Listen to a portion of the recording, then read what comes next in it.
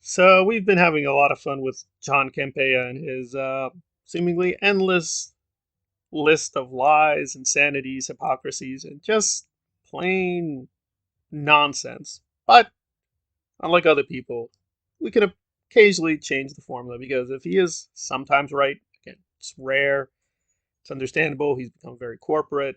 Everything is now middle of the road with him. He's like, it's all subjective, guys. I really can't say it's good or bad. And then just piles on where the consensus goes with things. But it appears he actually has brought us some interesting, good news, which does apparently seem to be backed up with good evidence for once. So, yeah, for those not aware, Willow was a very interesting 1980s fantasy film. I did see it, but it's been a while. I've only gone back to a few clips.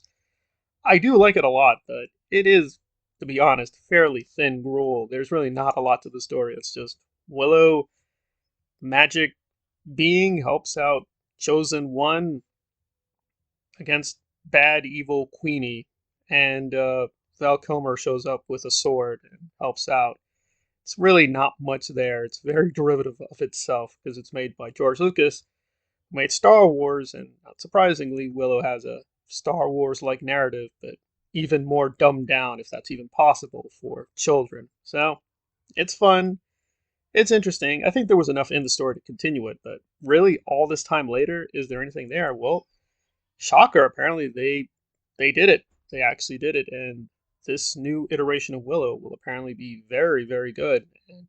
Is certainly not a show to be overlooked. Willow is a must watch. Lancey Gillerin writes, luckily, or lucky to see episodes 1 through 3 of Willow, and it's fantastic. It's overwhelmingly charming and funny. John Kasdan set up a thrilling adventure with characters that are real and relatable while honoring the magic of the original. Cannot wait to see what comes next. Rayan writes, I had no expectations going into Willow and ended up absolutely enjoying it. Fun fantasy and adventure with heart and drama.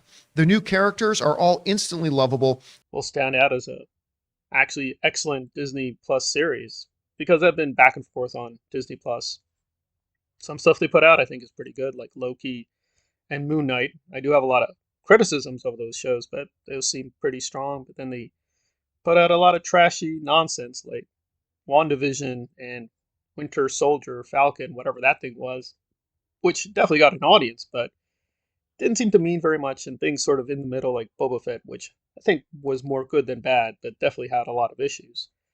But this one apparently will be a home run and will actually be a hit with the hardcore people and even new people because there's really not much to catch up on. I guess there's just a new challenge with the chosen one still kind of chosen, but there'll be a new threat. I mean, I got to be honest. I did look at the trailer months ago. It wasn't that impressive. It just looked like okay, it's fine. I even read an Empire article on it, and it seemed very positive. But I was like, okay, yeah. I mean, I like Willow, but really, can we keep going with this? It didn't have much going on in the first place, but okay, let's try it again. But apparently, I'm wrong. I'm willing to admit I'm wrong. It looks like it has genuinely good, positive buzz. And there were a few people saying, well, it's not that great. It's very kind of simplistic. It has a lot of tropes, but again, it's Willow.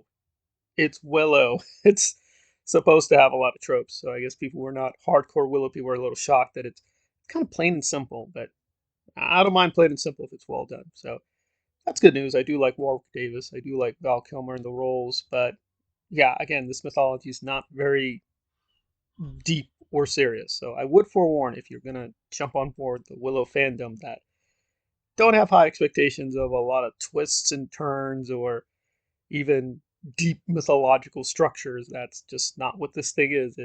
It is what it is. It's very much Dungeons and Dragons. It's just a fun adventure. It has mythological, fantasy, magical creatures. Some rough stuff. Some people do die. There is some tragedy, but basically it's just a big pumpkin pie. You put it in your mouth, you enjoy it. You're like, okay, it's nice. Put some whipped cream on it if you want. Has a few hard nuts, I guess, to keep going with the metaphor, but really it's not that deep or complex. It is fun. It's silly. But yeah, I'm honest, like I don't know. Was there really much more to go back to? But apparently they did the formula correctly. I am a little angry though because Kasdan was behind Solo, and that had a lot of problems. I do like Solo. I defend Solo, but boy, Solo had many issues and problems. So it's kind of maddening that they got it right with this. But with Solo, they messed it up, and they really could have done a better job. But I guess the good news is, if they are going to do Solo again, he is going to have some input. And I don't want him to have any input, but I'm guessing he will have some input that they will not totally screw it up the next time. So there you are. So some good news for Willow, and some even good news for Solo fans that if they revisit that project, they may have learned their lessons correctly. Very mixed reception of Solo.